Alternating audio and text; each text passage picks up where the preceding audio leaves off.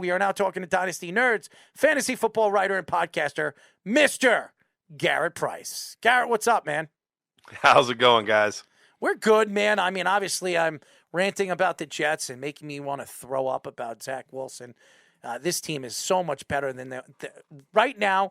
Their record should be so much better than it is, and it's just the alarming part is the most important position on the field. They haven't solved everything else going into the offseason with all the holes that they had. They fixed every single hole. They've made the team into a contender just in 1 year. I thought it was going to be next year. It's this year. And they still haven't figured out the one position they haven't figured out in 50, and that's the quarterback. But, yeah, I'm going to throw up. But how are you? I'm doing well, man, and I get it. I'm a Browns fan, so one of those W's the Jets got was on one of the biggest collapses by a football team I've ever seen. Jets getting multiple touchdowns under 2 minutes there. So it was I understand the frustration with a franchise, but you guys look like you're going in the right direction. You guys had a fantastic draft this past year, one of the best drafts, if not the best draft in the entire NFL. The pieces are in place, but yeah, the quarterback position is going to be a tougher one to solve. But there's some free agents out there that could come in. There's some trades that could be made, so you never know what could happen. As everybody knows, we are talking to Dynasty Nerds, fantasy football writer and podcaster Garret Price.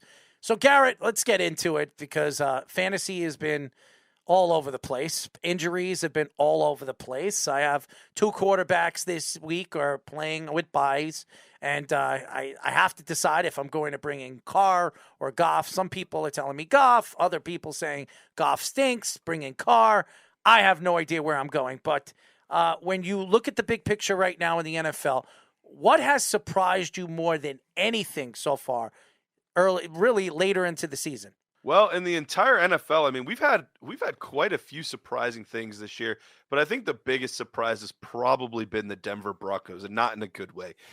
We were talking about the West to just be this incredible division this year with high flying, points, and it was just going to be primetime television every time one of these teams was on the telly, and yeah, it's still been true about the Chiefs and for the most part the Chargers, but the Raiders have been suspect at best, and the Broncos have just been downright brutal to pay the kind of money that they paid to get Russell Wilson.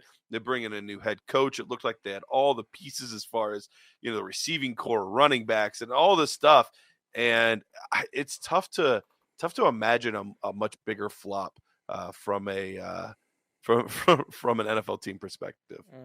Before I answer my question, I do want to mention, if the Browns did hold on and beat the Jets, now granted, not everything might have happened exactly the same way. We would have like 4 teams tied at 6-6, including the Browns for that playoff spot. Imagine that, and obviously the Browns now getting Watson back. So I want to go back to the fantasy with the impact with the injuries with Jimmy Garoppolo and also with Lamar Jackson. So how do you think fantasy-wise that would affect the skill players on those particular teams, the 49ers with Aiyuk or Debo and Mark Andrews with the Ravens, some of their receivers? Yeah, so you would normally think that this would be huge drop-offs, but if you look at both of these situations, let's start with Lamar Jackson. Lamar Jackson, fantastic quarterback, but he's fantasy-wise been a little underwhelming, especially after those first 3 weeks. He played really well first 3 weeks, putting up tons of points, but that was with Rashad Bateman there, and not because I think Rashad Bateman's a world beater by any stretch of the imagination, but he has no other receiving options right now. It's basically Lamar Jackson either throws the ball to Mark Andrews or he runs the football himself because J.K. Dobbins isn't there. Gus Edwards has been banged up in and out, and Rashad Bateman's not there because he's injured. And on top of that, they got rid of Hollywood Brown in the offseason. So with all of these pieces just not there, it's really difficult. So honestly, you're not probably starting any offensive pieces outside of Mark Andrews anyway. And last year, Andrews actually had slightly better numbers with Huntley than he did Lamar Jackson. So I don't think it's going to be much of a drop-off for Mark Andrews. As far as the Niners go, I would take everyone down a tick, 5 to 10% in production, but I don't think it's a massive hit. The one I think that would be hurt the most would probably be Brandon Aiyuk. He's the one that's more of the deep threat, and Brock Purdy just doesn't have a strong arm. He's pretty accurate. He can do the little things okay for a rookie, but he's not throwing that 40-some, 50-some yard bomb down the field with any sort of real accuracy. And that's where Aiyuk can really beat you, is on those big plays. So if there's one that's going to be hurt the most, it's probably him. As everybody knows, we're talking to Dynasty Nerds fantasy football writer and podcaster Garret Price. You look at the NFL, and you look at, obviously, the NFC, and the NFC East is just so wide open. You don't know who is good, what is good. We saw Tom Brady come back from a 13-point deficit with, 5-6 minutes left of the game. We've seen that before. One time in his career, this was the second. The other time was against the Atlanta Falcons in the Super Bowl, and I don't want to mention that and what happened there. But really, there is no sure thing besides the Eagles. Where do you see the NFC lying for the Eagles? Is this probably the easiest way to the Super Bowl this year, or there are other surprise teams that could really make noise going into the playoffs?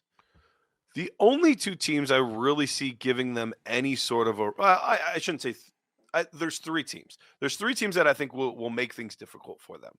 One would be the Dallas Cowboys. They're in the same division, and that defense is legitimate with Micah Parsons. I mean, he's an absolute beast. But we've seen them go toe-to-toe, and right now it looks like the Eagles have the edge. Then you have the San Francisco 49ers, which up until the Jimmy G injury, that was actually the team I thought was going to go to the Super Bowl, was the 49ers. But the loss of Jimmy G, you cannot expect a guy like Brock Purdy to be able to lead you to the Super Bowl. Now, there's an outside shot, it sounds like, that Jimmy G could be back maybe by NFC Championship game or something like that. So there's still a shot, but right now you definitely have to give the edge once again to the Eagles. And then you have Minnesota.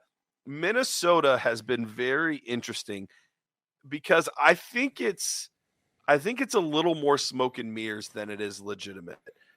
They've won a lot of close games. You got to give them credit for that. There is an art to being able to close out games. Like I said, as a Browns fan, we've never figured out how to do that. Neither have the Chargers. Exactly. The Chargers have not figured that out either. But at the same time, it's basically on offense. It's the Justin Jefferson show. Dalvin Cook hasn't been quite as good as he's been in the past. Cousins has been fine. Thielen is a shell of himself. So in the defense is a solid unit, but it's nothing special. So I think right now it really is the Eagles' conference to lose. And I think at this point with Jimmy G out, they're the team to beat in the NFC. So the big news came out today with the Bills. Von Miller will be out for the season, and it's huge news. Yeah, and I think this is an injury. The defense has been riddled with injuries already. Tre'Davious White just came back. They have Micah Hyde out for the year. Are you worried about the Bills in the playoffs as a playoff identity in a very deep AFC? Yeah, you have to be a little bit worried, especially when, I mean, there's so many good teams in the AFC right now, but particularly it's going to come down to probably the Chiefs. I mean, the Chiefs are the team to beat. They have the most incredible offense. They have some playmakers on defense, but obviously we can't sleep on the Bengals. They just beat them head to head, and they were in the Super Bowl last year. So they're a very solid crew as well. So it's going to be very interesting, even in their own division.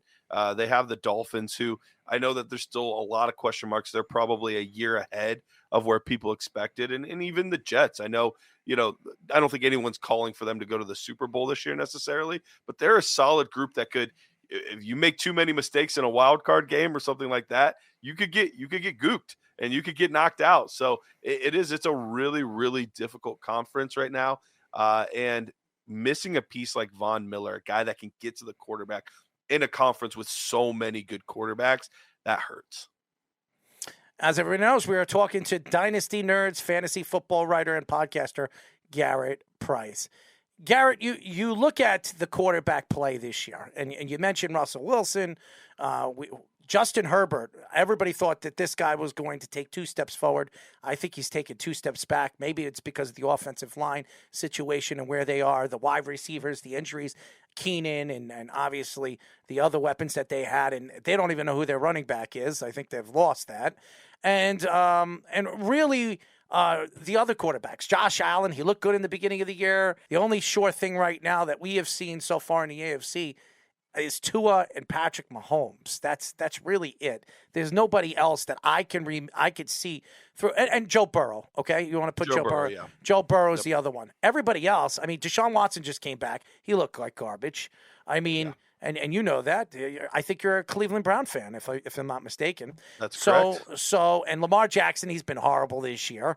I mean, there's nothing that really shines out. And you talk about why the AFC and the conference is so good. It's not because of the quarterback play. It's everything else, the defense and the way they run their offenses through the running game. So, to me, what quarterback so far this year, besides Patrick Mahomes, what quarterback has really stood out to you beyond all the rest? Yeah, I think that has to be Tua. Tua's taken such a big step forward, and you have to give a lot of credit to the other things around him too. Mike McDaniel is one of the best offensive minds in football, and he seems to have really connected with Tua on a personal level, which is something I think he was missing before. They seem to have a great relationship, but then on the field, I mean, you have two weapons like Tyreek Hill and Jalen Waddle, two of the fastest guys in the NFL that can take a 5-yard slant and take it to the house. I mean, that's absolutely filthy. But at the same time, you have to get the ball to them. You have to get the ball to them on time. You have to be in the rhythm of the offense. And he's done that all year. And he's actually gotten to the point where he's put himself into that MVP conversation. The other one that's also taken a big step forward, and it was one of the teams we were just talking about, but we're going back to the NFC here, is Jalen Hurts. Mm-hmm. People were talking about in the offseason, he's on the chopping block potentially. We'll have to see. The Eagles have multiple firsts next year, so there's a chance that they could take those firsts to move up to get a Bryce Young, a CJ Stroud. No way in hell. No way in hell. He has clearly elevated his game to another level, similar to what we saw with Josh Allen, to a guy that was a really good athlete, a lot of intangibles, but maybe just not the most accurate passer too. You can tell the work, the effort, the time that he put in the offseason to take his game to another level. And so you really have to appreciate when guys do those types of things and you can see the development, because sometimes, especially as a guy that loves to scout college prospects, sometimes you want to keep them who they are as a college prospect into the pros, and you want to stick with that evaluation. Well, some guys get better. Some guys, they're supposed to. They're supposed to elevate their game. They're supposed to learn new things. They're supposed to understand defenses better. They're supposed to do these things. And he's one of the better examples we've had in recent memory, along with Josh Allen,